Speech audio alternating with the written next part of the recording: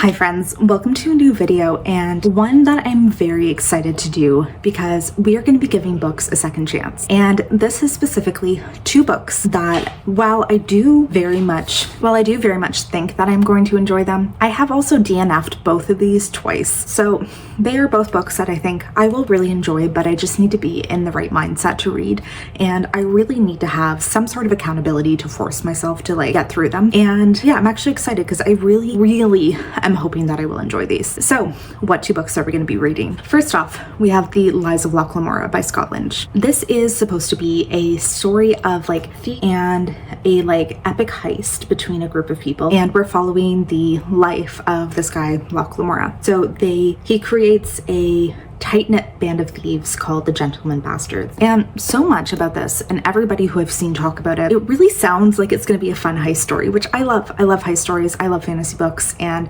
this seems like one of those more leaning towards classic fantasy that I should really enjoy. But for some reason, both times I've tried to read it, I've gotten about 50 pages in and then put it down. Didn't really make that conscious decision to DNF. I just put it down and then did not pick it back up. It's I very much think I could enjoy it. I just think I need to really force myself to get into it, because the first few chapters are following our main character as a child, and it was just kind of not something I could get into. But I do really think I could enjoy it if I force myself to read it. So this is book number one. And book number two, we have a sci-fi, which is Velocity Weapon. This is another one that I've probably read 50 to 100 pages twice and put down both times and didn't end up picking it back up. So in this one, there are two timelines we're following. One at the beginning of a planetary war, and one several hundred years later after somebody who'd been involved in that war wakes up in stasis on a spaceship. Yeah, so she wakes up 250 years on an empty enemy smart ship. The war is lost, the star system is dead. But is that the full story? After all, in the vastness of space, anything is possible. It sounds really interesting. It's an epic space opera about a huge planetary war. That is my type of thing. It just something about it, I got to the same place both times and just didn't feel that desire to keep going. So we are going to give it one more valiant try. And with both of these, we are going to give it the best try possible. We are going to aim to be done. And if I put them down, they are officially getting DNF'd. If they're officially getting DNF'd and unhauled from my shelves, this is their last chance. If they do not impress me this time, they are gone. This is the last chance they were getting. But I'm really excited because I do think I could really enjoy these. So welcome. Please subscribe if you haven't already, and let's get into this video and really have some fun reading these two books.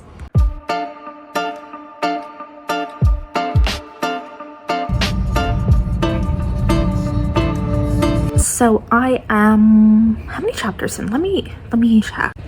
So it's bad when I literally am just too lazy to go get my book. But for my notes, I'm on chapter 26 of Velocity Weapon, which, yes, that seems like a lot, but these are very short chapters. So I think I'm a quarter of the way into it. And yeah, literally the book is just on the other side of the house and I am too lazy. But I'm officially further than I've ever made it, which that is exciting. So we can finally say that I am actually into the book. I don't know if I'd really say I'm into it, but I'm at least physically into it. And yeah, so this one is following two timelines. It's two siblings. So we're following one in the past where the brother was recently appointed as a keeper of the society, which basically means that he is one of the leaders and one of the knowledge keepers, I guess. So he has just been appointed to this order. And at the same time, there is a bunch of attacks that are going on. So it seems like there is the start of a war. And he believes that his sister has died in this war because there were a bunch of this huge attack. All of the ships died, and he knew that his sister was on one of them. So there's that timeline. Then we are also in the future, which is, it's 200 or 300 years later. The sister wakes up alone on an enemy ship. There is only an AI there, and she is fully just traveling around. So she's being readjusted to this new world. They are in the absolute middle of nowhere, and the AI has told her that all of both planets involved in this war have been wiped out. And then they come across another person who is in a similar situation to her, who was in an escape pod and has been frozen for the past couple hundred years. And that's kind of just where we are. I wouldn't say I'm super into it, but I'm seeing the potential. I feel I definitely could get more into it, and it does have the potential to be something that I could really enjoy. I'm feeling very, very hopeful for that. I will really, really hope that it ends up turning into something that like I really enjoy. But yeah, we're making progress. I'm officially further than I've ever been before. So we are 50-ish% in, and my enjoyment level has like significantly picked up, probably in like the last 50 pages too, because something just got revealed that like completely changed the entire trajectory of this book and changed everything that I really like thought, changed everything that I thought was gonna happen, every way that I thought this book was gonna go, changed a bunch of details about the characters. Like it just revealed something that really made me like rethink everything that had happened, and that got me so much more into this book because it just like I don't know, like it just kind of set it finally on a really exciting pace, where before it was okay. It just kind of was like, it all felt like setup. And I feel like this book was really just kind of like getting you to know the characters, getting you kind of to like, yeah, it was really just set up until this point. And now the action is finally starting, and some things have happened that are kind of crazy, and I'm finally understanding even the name of the book. I understand why exactly it's velocity weapon, like exactly what that's referring to, and I am much more into this now. Yeah, it just, the first bit of it just kind of felt meandering. It felt very like, okay, so we have this one character who's searching for his sister, who is presumably dead, and then the sister in the future who is just kind of on her AI ship, and they came across another survivor, presumably of this event, and the two of them are just like kind of living a day-to-day life on the ship, repairing it. And yeah, something finally happened that is like really just throwing us into the action, and it is definitely making me like so much more into it, so much more excited about what's gonna happen. Just like, I don't know, now I'm actually excited to see where the book is gonna go and what kind of action is gonna come, because this revelation, there's definitely gonna be like so many repercussions for it and so many things that are gonna start happening. So finally we can say we're into it. And I definitely see like, I understand 100% again in my mind why I would have put this down, because if you are waiting until this long to actually like really feel invested in a book, sometimes that's just too long for me. Like if the writing is not spectacular, if the characters aren't something gripping, like if there's not something that is, you know, like grabbing my attention, or I'm not reading it for a specific purpose, it can be very hard for me to be like, okay, I have to read 200 pages before I actually care. Usually I would DNF it before this point. So I'm pretty happy actually that this is forcing me to actually read it, and I'm like forcing myself to just power through and to keep reading even when it did get kind of boring. I'm very happy that like this video is giving me that excuse that like I need to read it.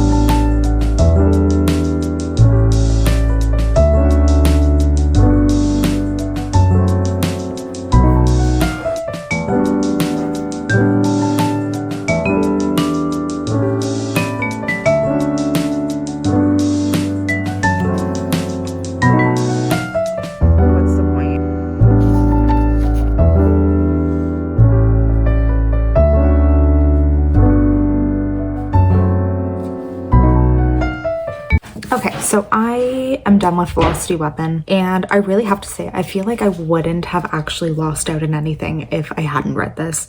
I feel like this was just a very mediocre, middle-of-the-line type of book that really didn't necessarily bring anything into my life.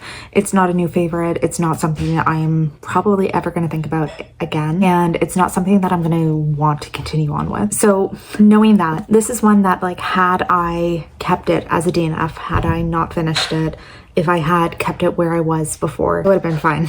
Like, it really, if I didn't own it, I guess, if it hadn't been one that I wanted to finish just because I owned it, I would have been fine in life. I never would have thought of it again, and it never would have been like, so it was enjoyable. It was enjoyable for sure. It ended up being like a fairly interesting space opera, but at the same time, forgettable. Like, it just didn't really have anything that was that exciting, that attention grabbing, that like thought-provoking, like just anything that really like would make it a standout book for me. So while I did enjoy it, it's really just a very, very average, middle of the line 3-star book, and it's really never going to be anything more than that, unfortunately.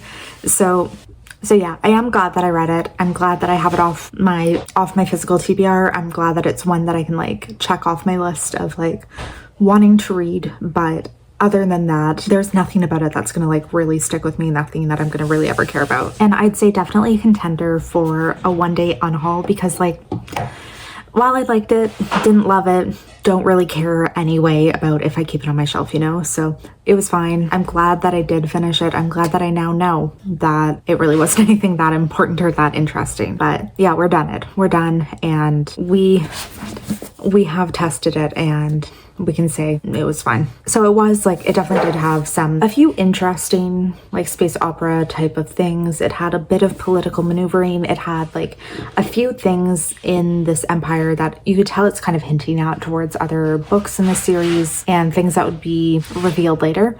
It just wasn't really anything that interesting. So with that, we have first one done, and we're going to jump into The Lies of Loch Lamora next, which I'm feeling excited about. I'm going to hope that one has like a better result than this, and that it's actually something that I enjoy considerably more. So I read 2 chapters so far of The Lies of Loch Lamora, finally started it, and this is, we'll say, officially the furthest I've ever actually made it into this book, because I think honestly the first 2 times that I tried it, I didn't even actually make it to chapter 1. The like introductions / like prologue, whatever, that is about 30 pages, and I think every time I've been reading it, like that's kind of where I've gotten stuck, because that part is just very much like, it's very much lead up, it's very much kind of setting the scene, and it's not really that interesting. So we're following just kind of this history of this guy, kind of criminal, who takes in all of these orphans and trains them to be like thieves and stuff for him. And we're kind of following how Loch Lamora, he's a recent orphan, and he gets brought into this guild and then kind of immediately starts like causing chaos because he just deeply loves like stealing things, versus all of the other orphans just kind of steal to survive. And that was really kind of the only place that I ever managed to get to before, because that part isn't really that interesting. But now we've seen him not quite get older, but we've seen kind of him leave this orphanage. It was not an orphanage, but it's like this band of children, and he gets kicked out of it and brought to this priest who runs like this con. Like he's posing as this really pious priest, but really he just like runs all of these intense cons, and he is the head of the Gentleman Bastards, a band of thieves. So now we're seeing as Locke is being brought into this, and we're seeing more of this like guild of people and kind of how they live, because it's very, very different than just like the orphans who are stealing scraps to survive. So they are like very much con men. Like they are trained in all of these different manners of like how to blend in with nobility, how to blend in any position, how to like do all of this intricate like disguises and stuff so they can become anyone they want to be. And suddenly it's getting much more interesting. Suddenly I'm actually like getting into it, and I'm actually kind of seeing something that I could enjoy. So I'm feeling much, much more hopeful for this one right now than I was originally. Like initially I really thought that it's going to be such a slog again to get through, but I'm now finally feeling hopeful that like it's one I actually might like.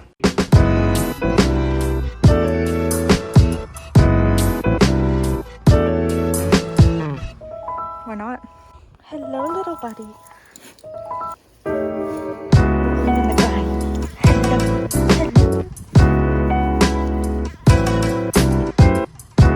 So I've gotten about 60-ish% into The Lies of Loch Lamora, and I think I'm definitely having like some conflicting thoughts on it, because there's 2 timelines that we're following. One of them is this massive heist that is happening in like the present day. So Locke and his group of thieves, who are called the Gentleman Bastards, are doing this like elaborate heist to kind of like, I don't know, get a bunch of money out of this group. And it's brought the attention of the Grey Grey King, either Grey King or Grey Man, I forget what one it is, but he is this like intense underground lord kind of thing. He has this reputation for like, if people touch him, they die, because there also is magic in this world, just as an aside. So they've gotten his attention in a bad way, and he is kind of like basically blackmailing them to do some work for him, and you can tell that it's gonna go like, it's definitely gonna go intensely wrong. Like there's no way it can go well. So they're kind of trapped, like they're in this spot that they don't want to be in, and they're trying to find a way out, but also potentially like successfully pull off this heist they're trying to do. So this storyline I'm a lot less into. This one is kind of dragging for me, but it's definitely like the emphasis of the plot. It's much more of the emphasis of the story is like this timeline. So there's that one. But then there's also a timeline in the past when we're following as Locke was a young boy. He was orphaned, and he was brought into this like thieves basically by this like man who brings in all these orphans to steal from him. Locke was like such a menace, I guess, that he sells him to this priest of, I guess he's called the Chain Priest. There's 12 gods, and also a 13th one who's kind of like in the shadows, and they kind of worship like stealing. That's kind of the vibe I'm getting. But he's raised with a bunch of other orphans, and they're who go on to form the Gentleman Bastards, but they're basically trained to be the ultimate con men. So they're really trying to set up like be able to be dropped into any situation and kind of like fake their way through it. Like they spend so much time studying like how to mimic basically any accent, how to mimic any form of speech, how to be very familiar with like all the different stations of life that there are, and like all these other gods, how to pretend to be acolytes for them, and like all these things so they can kind of fit into any situation and just like con their way out of anything they want. And I'm really enjoying this part. Like it's really, I think it just goes back to like, I love like the school settings. I love like these magical schools, or like in this case, it feels kind of giving the vibe of like maybe an assassin school, something like that. And I really, really enjoy it. Like those are the type of stories that I love so much. So this is just kind of like scratching that itch that like, I love seeing them like being trained together, and like all these things that they're taught, and how they're kind of like using this to apply to like different cons and like all these things. So that part I'm really enjoying. It's just significantly less of the plot, I think. It's like just less of an emphasis of the story. It's kind of more of the backstory, like just telling you a bit about how everything went through. But I am very, very much enjoying that part. Yeah, that's the only thing, is that one doesn't really seem to have like a central plot, you know, like there's not really like a climax that's coming to that story. It's just more of backstory of the characters, and the emphasis of the story is definitely on this conflict and con that they're doing with the Grey King. So that's my only thing, is like I'm not as into that part.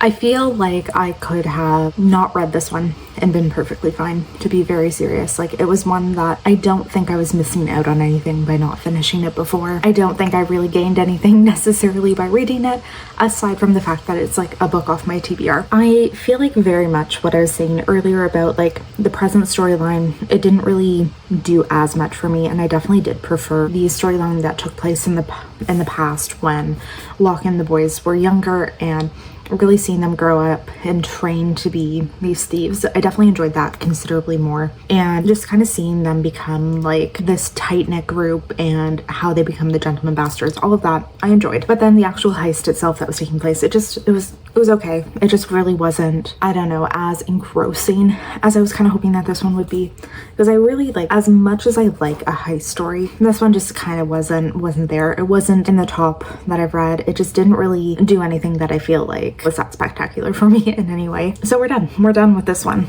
and yeah, we've officially, I guess, are done this video too.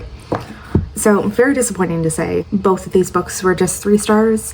Neither one of them was that exceptional. Neither one of them was a book that I'm really going to want to continue on in the series, that I'm really going to think about again. And probably, if we're being very honest, books that I'll eventually unhaul. But that being said, I guess I am happy for my own sense of mind that I gave them a chance. I read them, and I can like very confidently unhaul them now if I choose to. I can like actually make that conscious decision of it wasn't something I enjoyed.